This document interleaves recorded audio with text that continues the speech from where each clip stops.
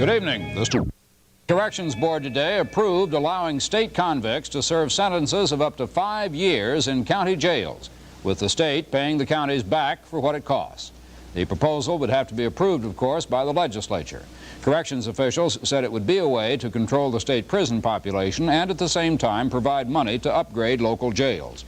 Most convicts now spend only a few days or weeks in local jails and then go to a prison to do the rest of their time.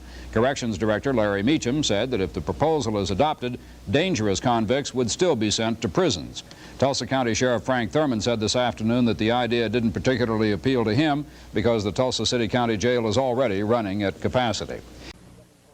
A grand jury in suburban New York today indicted 7 persons on murder and robbery charges in connection with last month's botched robbery of a Brinks truck. A guard and 2 policemen were killed in that shootout. Those charged are Weather Underground members Catherine Boudin, Judith Clark, and David Gilbert, former Black Liberation Army member Nathaniel Burns, and Samuel Brown, who has a long criminal record. Sources say tonight that Marilyn Jean Buck, a convicted Black Liberation Army gunrunner, and Anthony Laborde, a BLA member, also are named in the sealed indictment. Those 2 are the subjects of a nationwide search.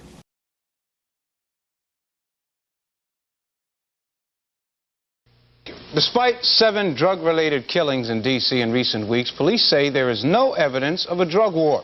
But the violence may be evidence of increased drug activity in the city. Angela Owens reports. There is a very definite increase in the heroin traffic in the district. Police say it's been steadily rising since last July, and the people on the streets say it's gotten very hot in the last 2 months.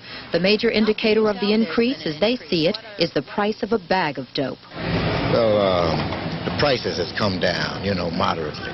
Say it was about $50 to $45 before, now it's between $40 and $35. You know, you get stronger dope for $40 to $35 than you could for $45 and $50 before, you know. And the stronger the dope is, the more likely people are to die from it. Well, for the last 2 years, including so far this year, the numbers of narcotic-related overdose fatalities are substantially in excess of what they were in 1978, for example. And the rate this year is about what it was last year. We've had 13 overdose deaths so far in 1980. And fatalities we've noticed over the last almost 10 years now reflect very precisely and are a very good barometer of what's happening on the street. The district has an estimated 11,000 addicts who may have $100 to $150 a day habits.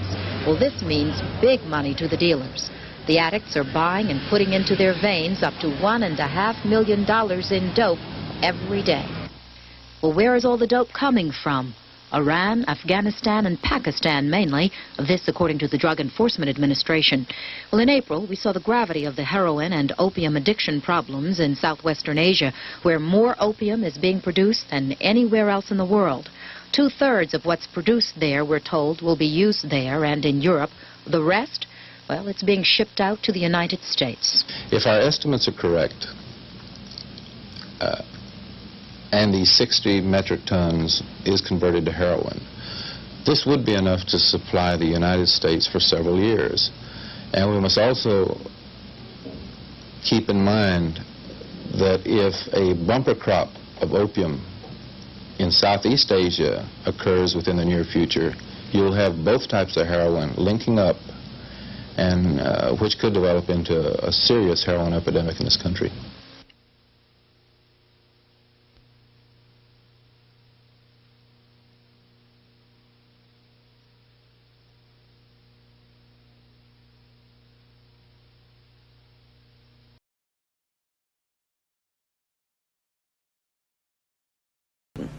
Bail is money or credit deposited with a court to get an arrested person released on the assurance that he will appear at a later date. But Jane Wallace reports tonight it doesn't work for defendants who say, heck, it's only money.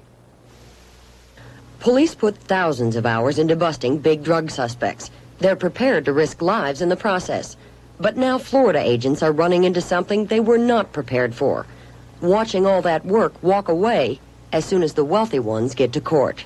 They are the biggest fish that there is in drug trafficking in the United States. That have been let go. That have been let go. Certainly, former Florida Supreme Court Justice David McCain is gone, charged with drug smuggling, Despite high bond, McCain skipped his arraignment last month. Alberto Martinez, $450,000 worth of assurance he would appear. Then he disappeared. Jose Cabrera, $1 million bond, now believed back in Colombia. And Max Gottlieb. The court collected his $500,000. They're still looking for Gottlieb. Even a sum as large as that is only a small cost of doing business in the narcotics trade. The bonds are too low. These are major traffickers. They are receiving in profits multi-millions of dollars. The government estimates Florida drug traffic does $7 to $12 billion worth of business every year. That would rank it second only to tourism. Prosecutors want the law changed so that judges can declare a defendant a danger to the community and use that to set even higher bonds or no bonds at all. Drug lawyers find that constitutionally frightening. It destroys the presumption of innocence, destroys the concept of bail, and I think destroys what the Bill of Rights is all about. Both sides agree the framers of the Constitution never envisioned crime paying quite so well. The choice is to risk putting possibly innocent people in jail without bail or watch wealthy accused dealers buy their way out. Jane Wallace, CBS News, Miami. Police have identified the two persons shot to death yesterday in a luxury suite at Coral Gables' David William Hotel. They are 25-year-old Mitchell Angel Sierra, also known as Jose Hernandez, and 24-year-old Mercedes Sierra. Police identified the infant found with them as Mitchell A. Sierra Jr. He's in good condition. According to police, who say a grocery bag in the suite contained about $50,000, the killings were drug-related. This morning, the shell of the Family Health Center was still standing, but its insides were burned out. The center was broken into about 1 a.m. Microphones are part of the alarm system in the building, so several blocks away, security personnel were monitoring events. This is how the actual break-in sounded.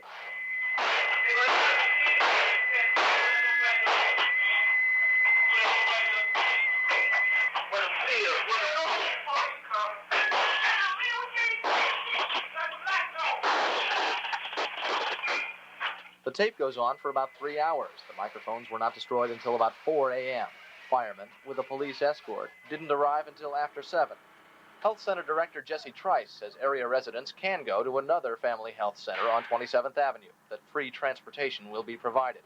Rachel Smith wanted to take her baby to the doctor today. It don't make no sense because, hey, we got to live around here. We got to go to the clinic. We got kids need to be having, shots at school and stuff. It's not right. They're knocking our own thing for these little poor black kids, trying to get an education. It don't make no sense. Next door, the rental offices and maintenance buildings for the Scott projects had also been hit. Windows were broken, small fires set, and there were lots of signs of vandalism and looting. We had quite a bit of equipment taken, all our heavy-duty equipment, plumbing equipment. We can't render any kind of service to the residents now because they've stolen everything they had to work with. Some people on the street here say the crowd initially was not interested in damaging the community buildings. The original plan, these people say, was to loot a train that was to come across these tracks that cross 22nd Avenue.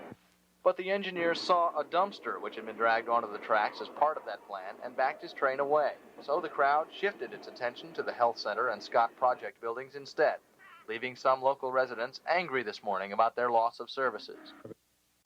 The ouster more than 2 years ago of dictator Idi Amin has not ended the turmoil in Uganda.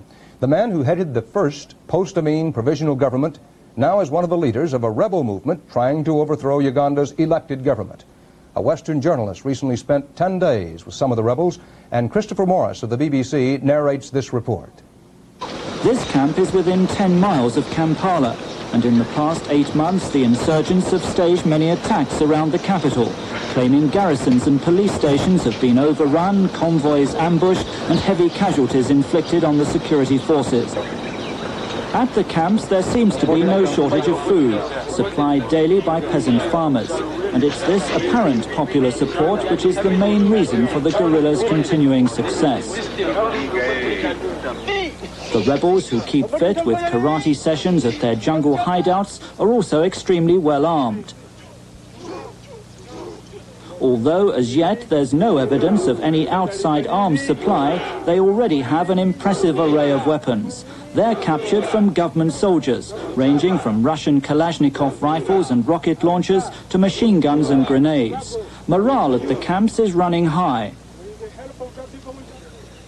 The rebel army is disciplined too. Their regular training exercises in broad daylight and so close to Kampala, usually commanded by senior police or army officers who've deserted. The Uganda government has so far played down this guerrilla threat, claiming the attacks are clashes within the army itself. Clearly, that appears not to be the case. While President Obote anxiously awaits response from Britain to his call for military training assistance. There's a car in North Miami that stopped folks dead in their tracks. They just stare at it as it goes by. The man who drives it hopes the car will help him make a point about energy preparedness. He'll take it to Washington, where he talks with energy officials next week. Here's Nick Bogert's report. The limousine's an eye-opener anyway, but the trailer on the back is what really sets it apart. It's a gas generator, and retired automotive engineer Harry LaFontaine fuels it with wood, waste wood from a furniture company. Once the hearth on the trailer is lit, it extracts gas from the wood at temperatures of 2,500 degrees Fahrenheit. That gas, when mixed with air in his slightly modified carburetor, makes LaFontaine's limo go.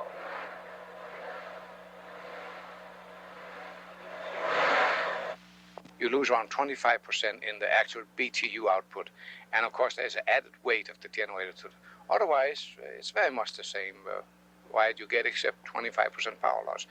Gasification of wood, coal, or garbage is most likely in the future for industrial purposes. Harry LaFontaine agrees that for now his car is just a curiosity. I really feel that this is something you use when everything else goes wrong. It's something you have as an emergency solution if somebody cut off our oil supply. But LaFontaine wants people to know more about gasification to open up long-expired patents to the tinkerers of America. That knowledge will be needed, he says, should war or disaster interrupt oil supplies. World War II first exposed LaFontaine to gasification technology. 3 million vehicles were converted in Europe when gas supplies went to the front. LaFontaine will take his big white car to Washington next week, hoping to get government backing for the effort to spread around the knowledge about gasification. Nick Bogert for the Channel 6 10 o'clock news.